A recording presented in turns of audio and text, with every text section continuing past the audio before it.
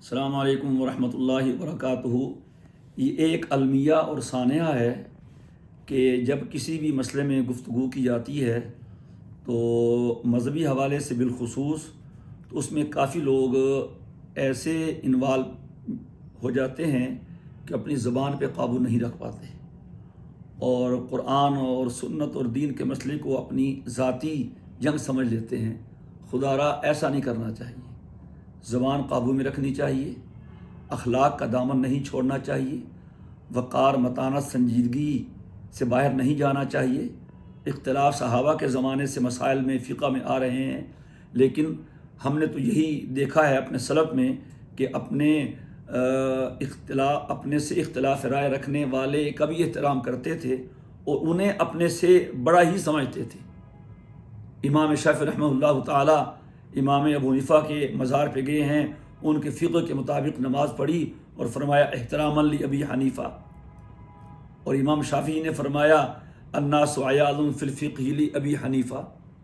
کتنا اختلاف ہے مالک و شافعی کا، ابن حنبل و ابن ادریس کا، ابن اسماعیل و ابن ادریس کا، علامہ عینی ہیں، علامہ حافظ ابن حجر ہیں، کہ وہ بھی اس طرح کی بھکتیاں کستے تھے، ہیں جی، گھپلا باز، قبر کا پجاری، جالی۔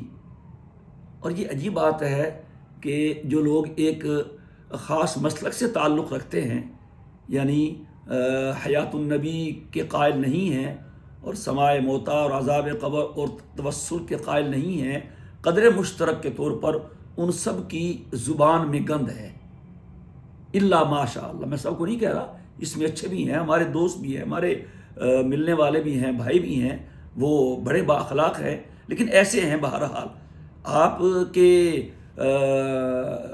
شہرت آپ کی مسلکی بد زبانی سے ہو رہی ہے۔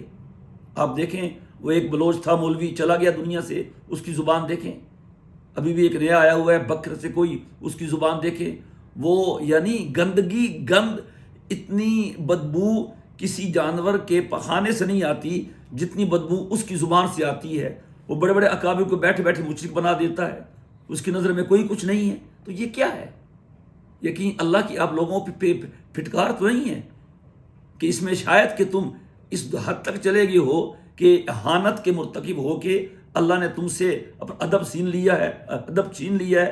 الدین کلہ ادب، جو ادب سے محروم ہو گیا وہ ہر خیر سے محروم ہو گیا۔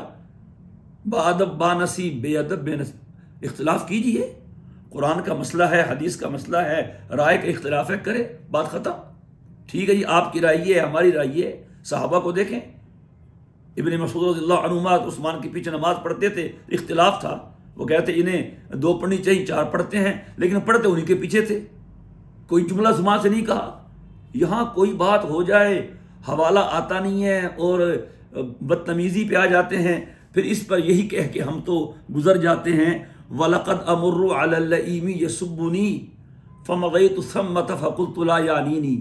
جب میں کسی بدبخت اور بد زبان اور لئیم یعنی کسی کمینے کے پاس سے گزرتا ہوں، دیکھتا ہوں کہ مجھے گالی دے رہا ہے، تو میں وہاں سے گزر جاتا ہوں اور کہتا ہوں یہ مجھے نہیں کہہ رہا، اپنے آپ کو ہی کہہ رہا ہے۔ تو اس لیے دین کا کام کرنے والے ہمارے بھائیوں، زبان پہ کنٹرول کرو، زبان پہ کنٹرول کرو، زبان پہ کنٹرول کرو۔ کف علی لسانک وہل یکب الناس علی النار علی وجوہہم الا حصائد السنتہم۔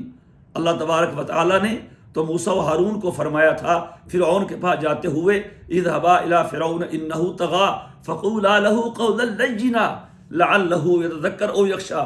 جاؤ تم دونوں بھائی، موسیٰ اور ابراہیم نبی ہو، اور فرعون کے پاس جاؤ، ذرا دیکھنا بات نرمی سے کرنا، شاید وہ سمجھ جائے، ڈر جائے۔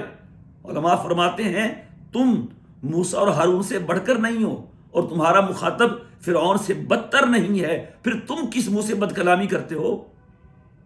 اپنی زبان صحیح کرو، لہجہ صحیح کرو۔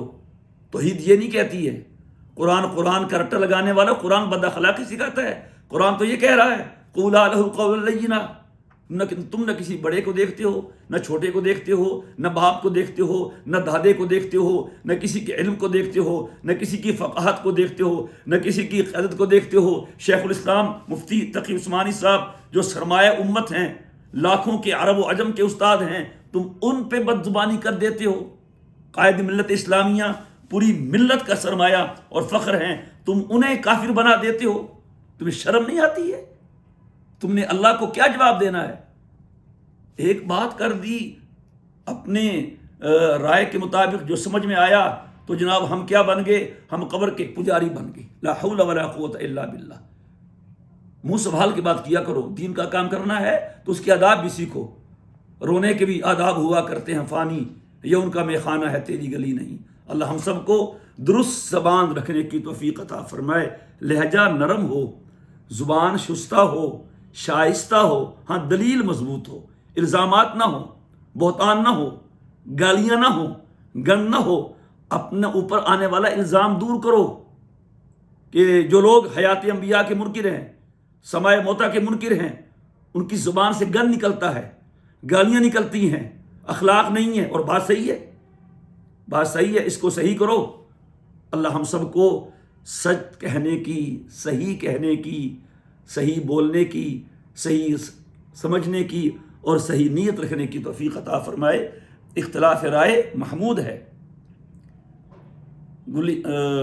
گلہائے رنگ رنگ سے ہے رونق چمن، اے زیب اس جہاں کو، اے ذوق اس جہاں کو ہے زیب اختلاف سے۔ اختلاف کریے، حق ہے سب کا، لیکن دھونس، دھاندلی، بہتان، بد زبانی، گھٹیا پن، یہ تو کہیں بھی قابل قبول نہیں ہے۔ نہ اس کو اسلام گوارا کرتا ہے، نہ کوئی اور گوارا کرتا ہے۔ اس انداز سے آپ اسلام کی دعوت خوب پھیلا لیں گے، ماشاءاللہ، خوب اشاعت ہو جائے گی قرآن کی، سنت کی، سبحان اللہ۔